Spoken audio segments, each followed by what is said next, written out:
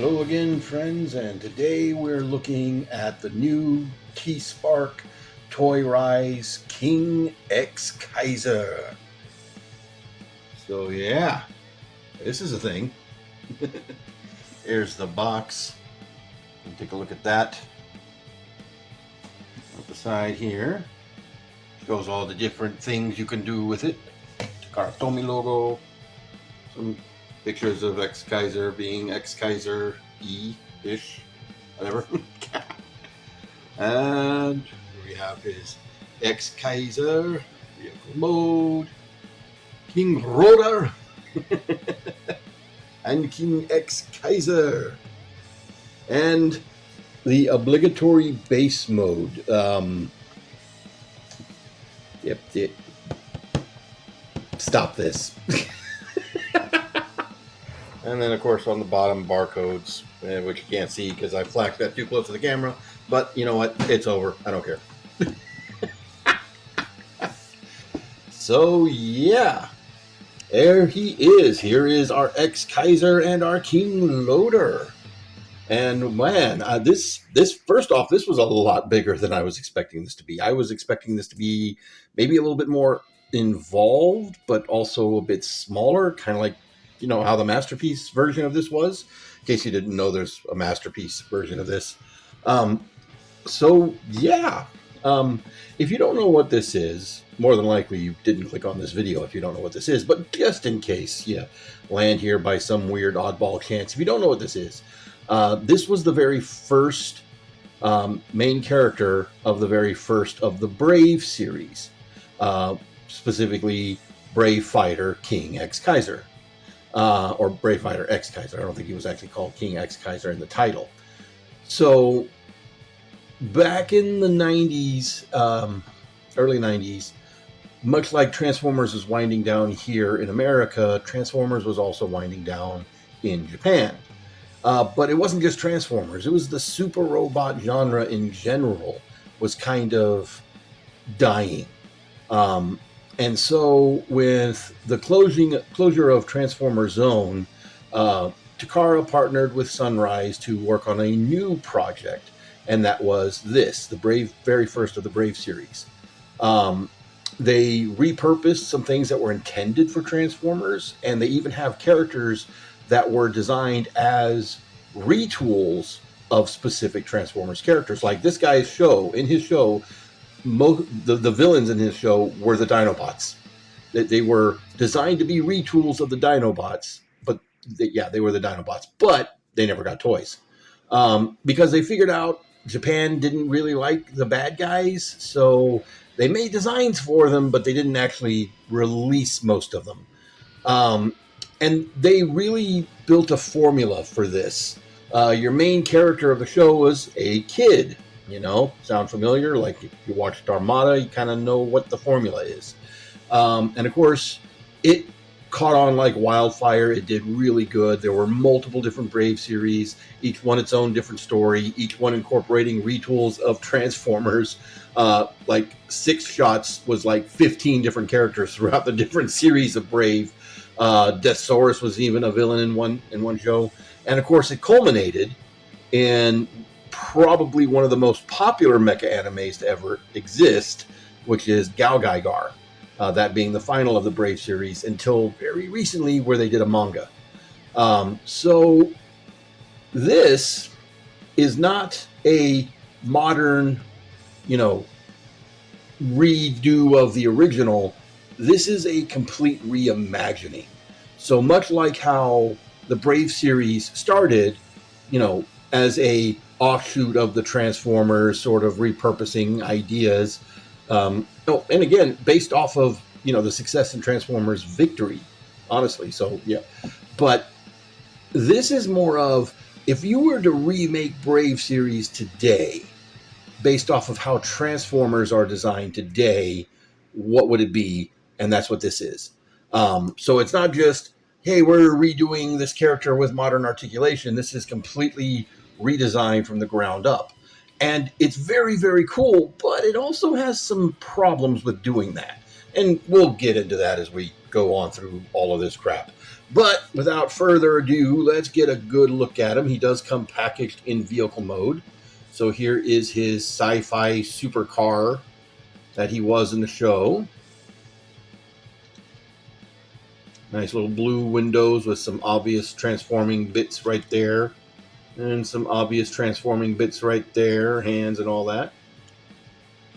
And I have a feeling that there is an actual sci-fi concept car in Japan's history that this matches. And the reason I say that is because this car, he didn't quite look like this shape exactly in the show, but it's pretty similar.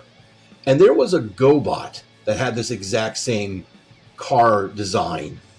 And so I think this must have been an actual supercar at some point. But yeah, there is that. Got little headlights up there.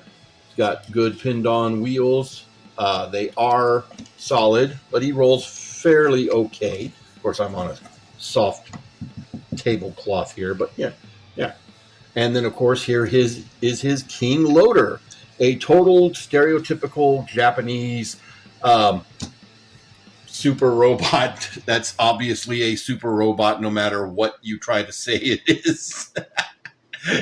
This is such a typical thing you would see in Japanese shows with robots that transformed into things that were, supposed to be vehicles, but it's just a robot laying down. He's got his 2 cockpits up here, which are totally not robot feet. You're just imagining that. Some nice headlights picked out there. Some nice vent detailing, some blue paneling down here. I really do like all the little sculpted detail they've put in here.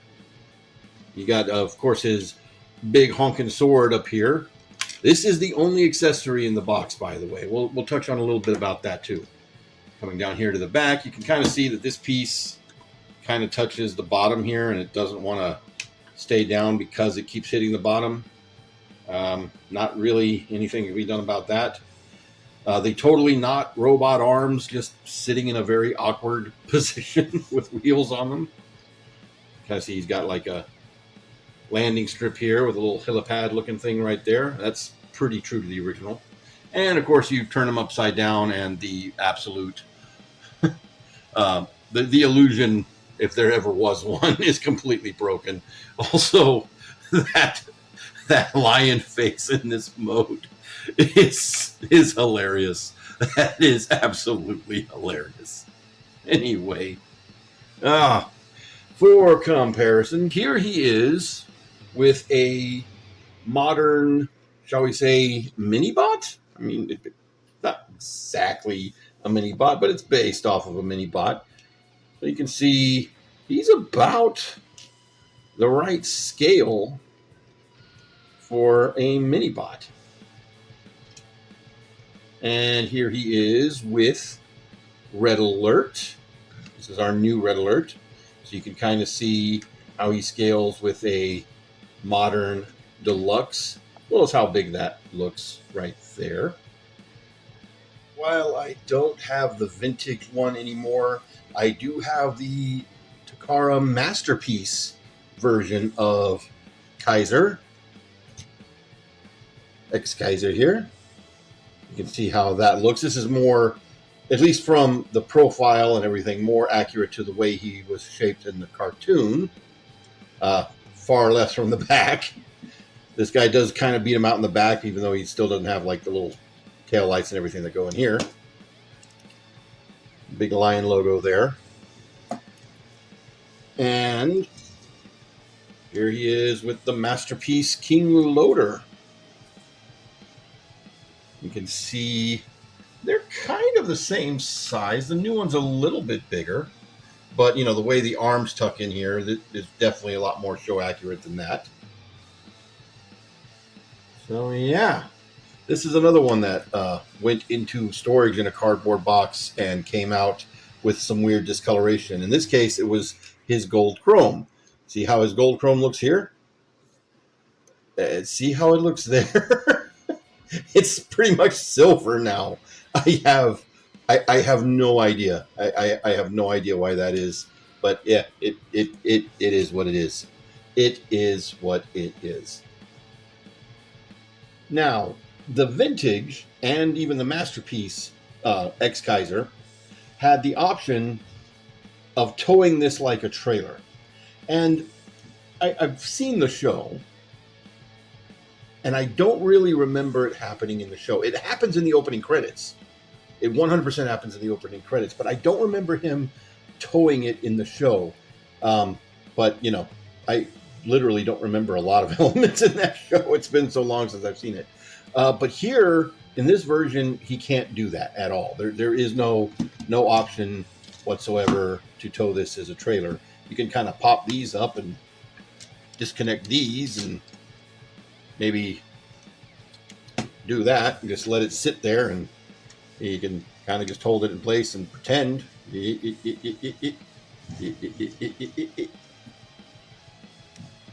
But yeah.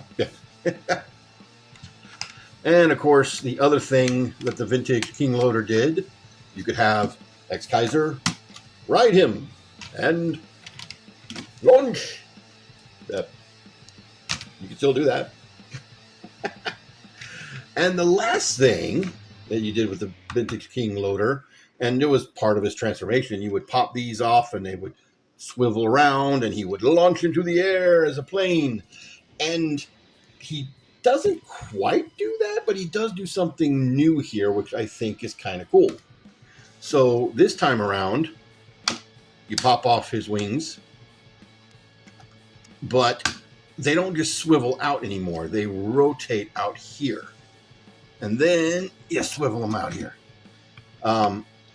There also does seem to be some extra joints in here, and I think that might be for the ultimate combination when Dragon Kaiser comes out. But anyway, from here, you flip these out, flip these in, move this out of the way so that you can, in fact, don't do that, rotate the entire waist section around and lay this back down, just like that.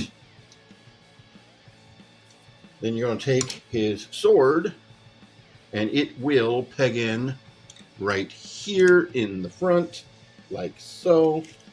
And then he will clip on. He's got a couple tabs right here and a couple slots right here, and his shoulder pieces right down here, or elbow pieces actually, will clip in right back here.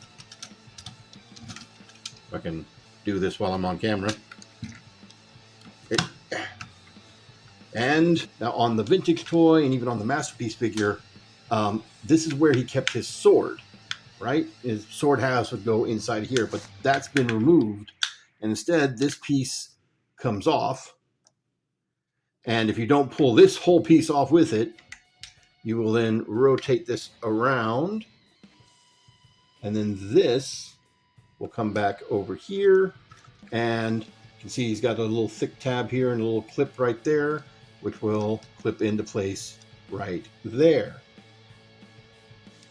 All right, now that you've gotten all suns out, guns out, the next thing to do is actually to reposition the arms. So you'll want to go ahead and straighten them this way and hold them in.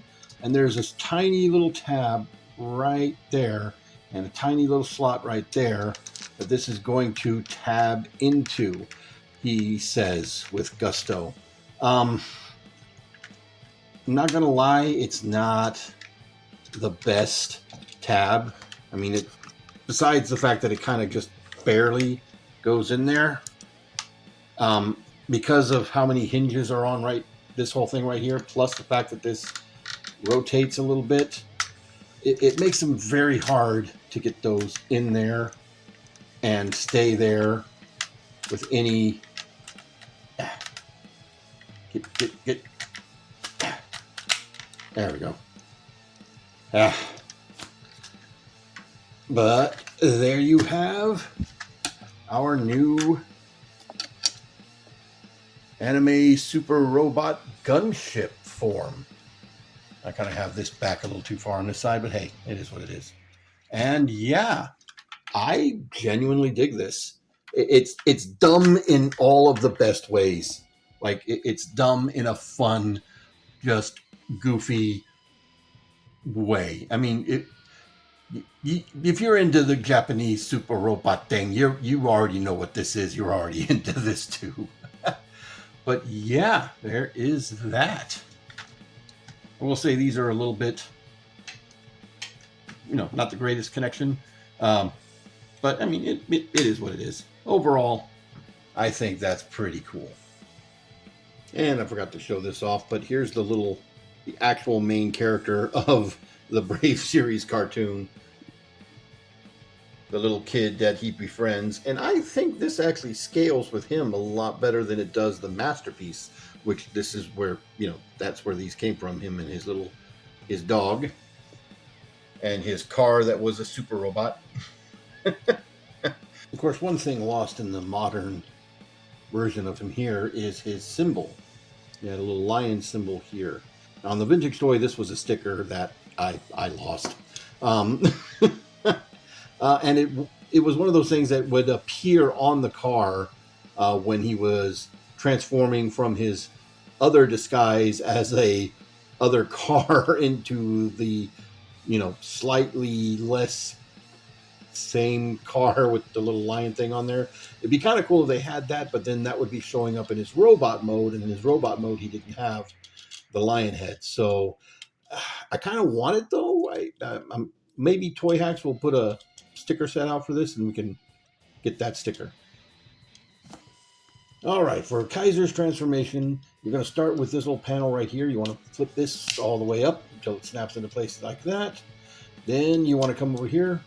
These little pieces are little side panels. Flip these all the way back, and they sort of loop into place like that. Grab it right here. Oh, actually, you want to come under here.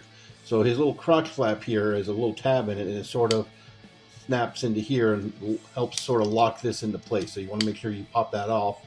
Otherwise, you might pop that off. And you reach over here, and you pull the whole thing forward. And right here, this is already a little bit different from the vintage toy and from the animation because of how this is cut out here. But you want to go ahead and just straighten that up. Then take this white piece here and snap that down. It'll flip all the way around. And then pop these down to make his little feetsum. Pop that apart. Then come up here, you're going to take this panel right here. It just tabs in with these little tabs right into there. You want to just let that loose. Split the arms just like this. Let's readjust a little bit. Rotate the arms this way. Then you want to turn them this way, just like that. And fold them down. Fold them down. Then you're going to come under here. You want to sort of grab the mouth of the lion right here and just sort of pop that up. I let you get in here and pop that down. And then this is on a double hinge. You just want to sort of accordion the whole lion head forward and down into place like that. And there we have our Exkaiser. So I do really like the face on this new one a lot better than the Masterpiece because you can actually make it out. You can see it. It's got some metallic green eyes hidden down underneath there. Big golden crest. You can meow, meow, meow, meow, meow, meow, meow, meow, meow, meow, meow. Don't copyright strike me. I'm not making any money on these anyway. You got his war skirt, his red fists. Nice detailing down here. Blue thighs, big hollow empty legs. That's pretty standard for this figure. It'd be nice if there was like a panel that folded up here, but here's what it is. And so yeah, there is that. So articulation, head is on a ball joint, a little bit of wiggle, and then down here at the neck, it's also on a hinge, so you can do all kinds of that. You do have a waist swivel. The shoulders are on in and outs here as well as there. You do have a bicep swivel right above the elbow. Double jointed elbows as part of the transformation. One's just a smooth friction joint. The other is a ratchet joint, as you see there. We've got a universal, very tight on mine, hips. You do have a thigh swivel, and this hip skirt's just part of the thigh, so it's always out of your way. Go up about that far. You do have a over 90 degrees of bend due to transformation. And then, of course, here on his thighs, part of his transformation, he's got a hinge here. Like when I first got it, this locked pretty good, but after a couple of transformations, it doesn't lock very good, and the other joints around it are a lot tighter, so, it tends to come undone when you're trying to pose him, which kind of sucks, but, it is what it is. And, of course, you do have part of the transformation. Feet can go forwards and backwards. They do rotate, and, of course, you do get some deep ankle tiltage. Now, an interesting note about his articulation and his construction, a lot of the pieces on him are just plugged in. So this piece back here is just frictioned on here, how these usually are. And it is very easy to pop this off whenever you're messing with him. As far as everything down here, it's pretty solid construction, very robust feeling plastic. But then you get to his arms. So his hands are just pegged in. Then his wrists are just pegged in. And his elbows are just pegged in. And I find that very interesting because he comes with no interchangeable parts, no interchangeable hands, no, interchangeable wrists would make sense because he had firing gimmicks from his wrists in the show, but he don't have that. He don't have that. So I'm very curious if maybe he was intended to have that and they just, didn't do that. There's no mention of it that I've seen on Exkaiser. That's his companion that's coming out next. That they do combine together as well. But yeah, that's kind of what I thought to be sort of weird and interesting. But hey, it is what it is. So, for comparison, real quick, I just want to bring his little buddy back out again because, again, I think this scales pretty well with him. They could really just recast this slug and re-release him, and it would go good. It would go good. Here he is with the masterpiece, Exkaiser, towering over him. Yep. Here he is with a trio of modern figures, so you can get an idea of how he scales with some modern Transformers. Boom. And yes. So there he is with our new Red Alert, our GoBots, and our Jazz. And so yeah, he's about the size of our modern Minibots. But yeah, he doesn't look too bad. He looks pretty good. Pretty good. Now, right here we do need to talk about that sort of redesign. So the vintage toy had a gimmick. You'd pull a little lever and his chest would flip around and he'd have just sort of like a standard blue chest with the gold bar going across it. And for the Masterpiece figure, this whole chest piece pops out and they just gave you an interchangeable chest so you can recreate that. So it did that for the toy in order to get the lion head. Nope, not back. Nope. Must be smarter than the action figure.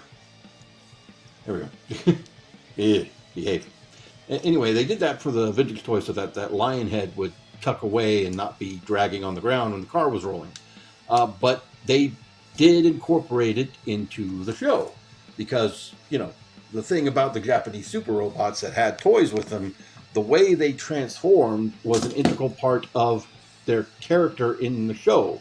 You had the big, long, drawn-out transformation, flashy sequences. If you've seen any mecha anime, you know exactly what I'm talking about. So it not being here, and this is pinned in too, so it's not like it's something that you could, come with a workaround for. So that being taken out does feel a little strange. Which leads me right into this thing's transformation. So this thing's transformation is pretty straightforward. I mean, you can look at it and see exactly what's going on here. Just pop the sword out, straighten up his feet, pop down his heels, stand him up, and elevate. Alrighty. So here's where things get a little interesting. We're going to take this and we're going to unplug this whole thing and pull this down. And then while we have this here, we're going to rotate this around and pull that back out of the way for right now. Then these are going to accordion on double hinges all the way down and all the way down. And then rotate these around. And then these little holes right here, they have little lips on them that are going to clip in to these notches right here. And it is, despite not looking like it would be a solid clipping connection, it is actually a solid clipping connection, provided, you know, you actually get it in there. Come on. Come on. Might have to do this off camera.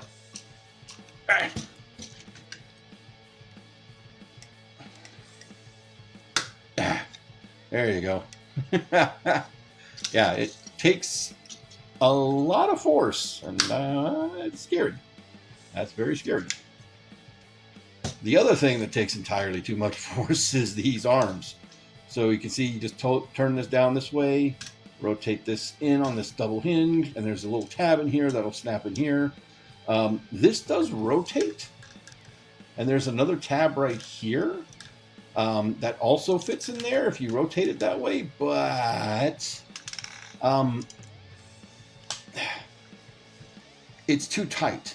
And when you try to get this to turn back into vehicle mode, you really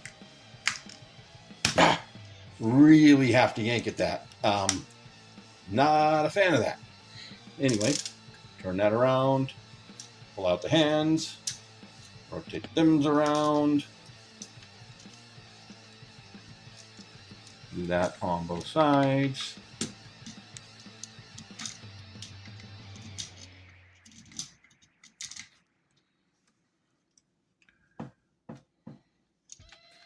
All right. Then right here, you're going to pop these down. And here comes the next really difficult part. These gray pieces here are on entirely too tight of a double hinge. And you've got to get this out. And it is a strain. Also, getting these back into position is even harder. Moreover, because these parts down here where these connect are on tight frictions, but these parts aren't, it's very hard to get them in there aligned. And if you don't have them perfectly aligned, you may still be able to close off everything, but when you put him in his vehicle mode, he's going to be like permanently twisted like that. It's a pain. It's a pain. So once you have that snap back into place, we'll just lift this flap out of the way, untab these side pieces if they didn't already come untabbed, rotate this all the way around, untab this, fold these panels back down, and they will tab into place over the red pieces. Yeah. Then we're going to take this, and this neck piece is on a double hinge that separates from the rest of it. You fold that down and fold this into place. And we're technically not done here. I mean, obviously his lion face still looks like something out of a something hilarious. Yeah. Okay.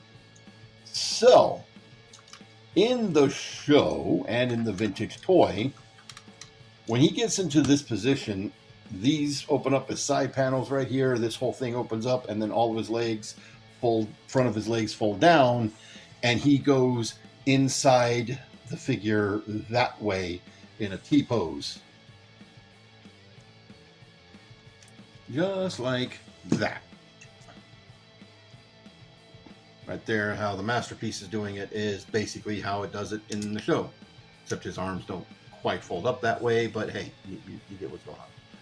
Then this would close, all the panels would close. This would be a gaping hole until it would close, and then the lion's head would push through and grow.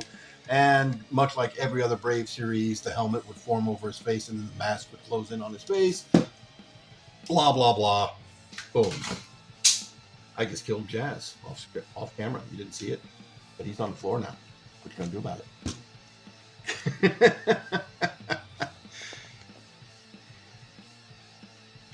So this is what I was talking about, how they completely re-engineered this. So when you get him into this position, you want to get him back into car mode. Once you have your Exkaiser in car mode, you want to turn this all the way up. Or if you were turning him from the robot, you could just leave it there. And undo these, make sure this is untabbed, and then pop this up like you were going back to robot mode, but this time you're going to make sure to utilize these hinges here. Which, again, these are kind of tight. You also want to sort of tilt the hips up ever so slightly. Just about like that. And you can kind of see the way the insides of his legs are shaped right here.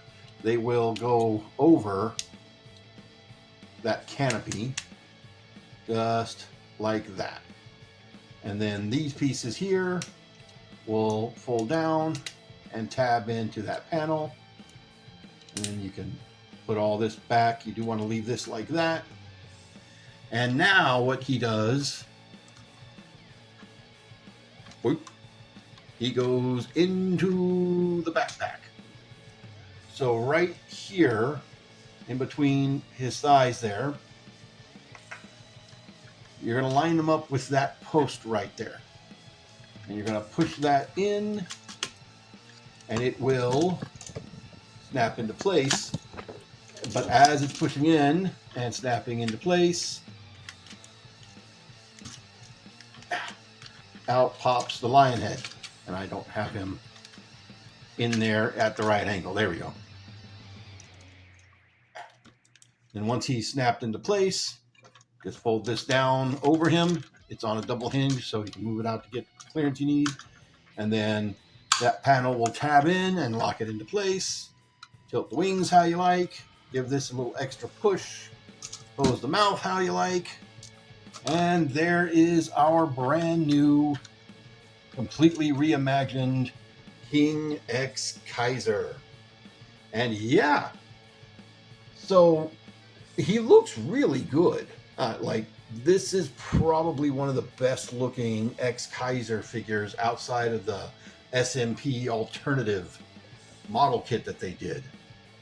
Get a nice good look here at that head sculpt with that mask and the little barely visible green eyes. The lion head now looks a lot less goofy. You can open and close them out there too.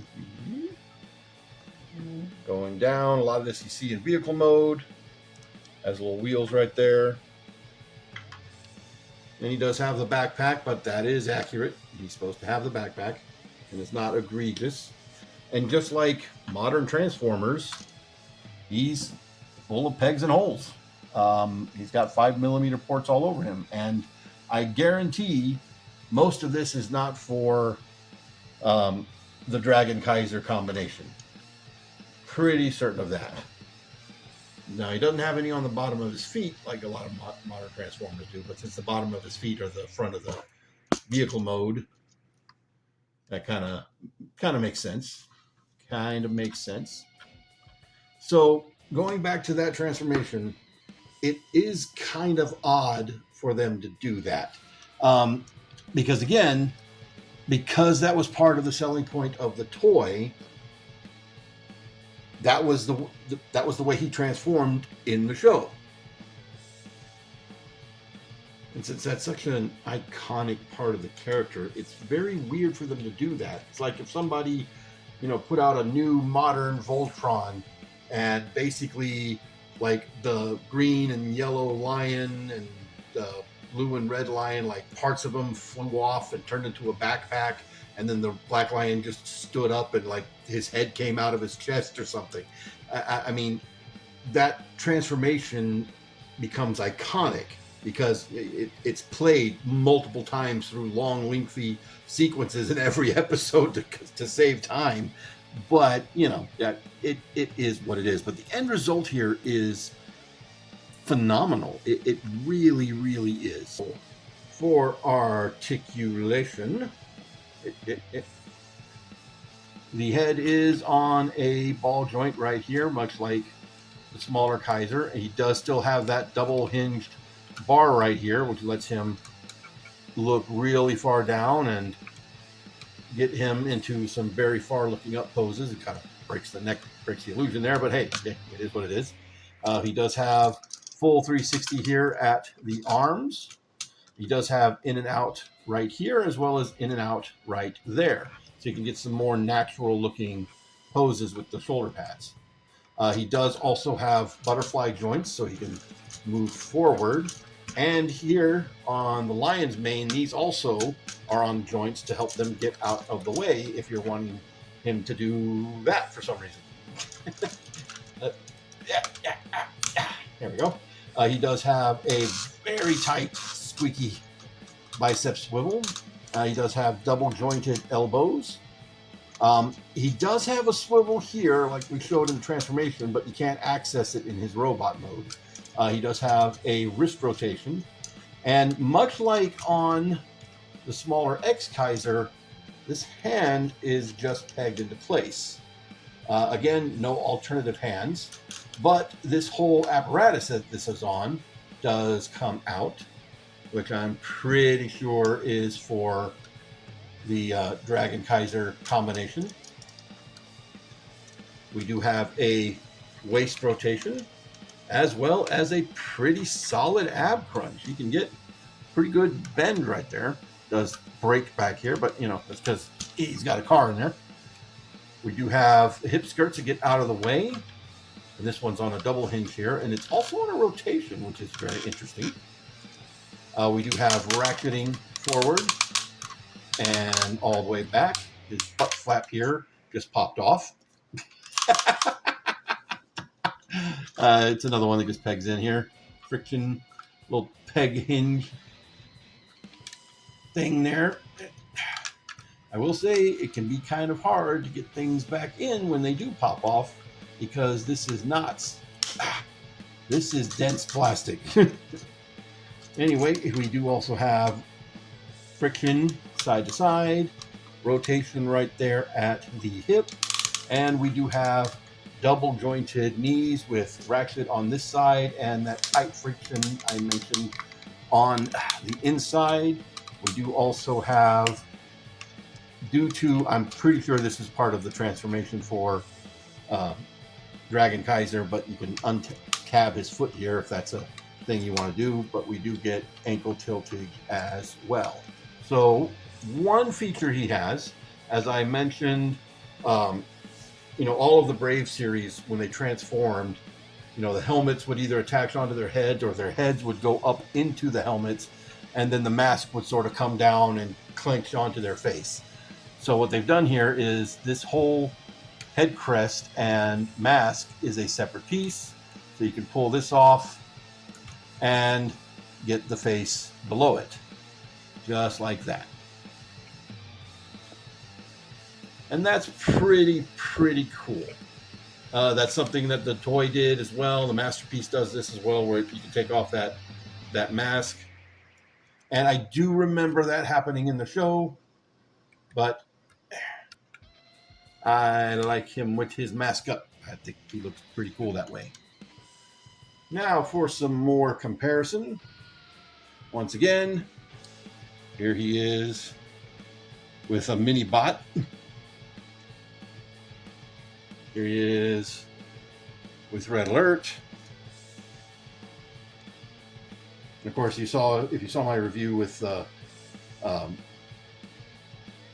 the HasLab Omega Prime, you saw how big he was there. And then here he is with the Masterpiece figure, dwarfing that sucker. So yeah, like I said, this guy is huge. He is huge. And of course, he can hold his sword. Just slides right down in there. Once you get to a certain point, it grips on fairly tightly.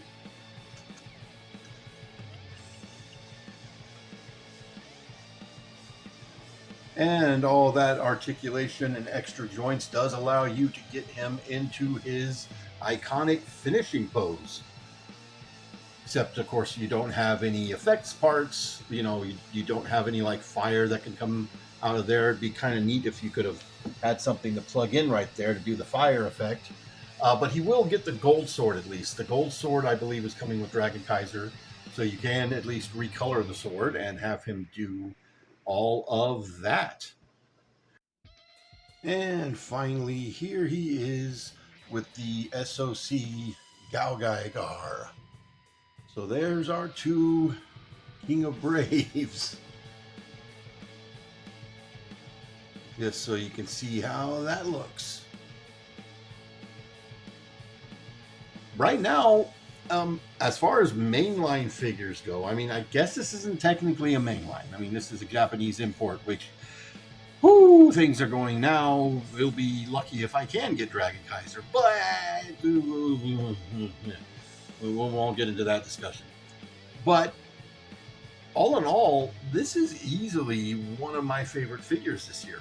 Like, hands down. He, again, the whole new transformation sequence does bug me. It bugs me because that is such an iconic part of the character. But the figure itself really speaks volumes. It's a really cool, really dense, really solid feeling. Maybe a little too tight in the joints, but just a really cool super robot. From a really cool anime that launched an entire franchise and saved the Japanese super robots, realistically. So yeah, I mean, they are doing Exkaiser, as I said. He'll combine with him just like he normally does. And they're also doing Exkaiser. They're doing the Genetic Exkaiser. Exkaiser's final fusion, if you will.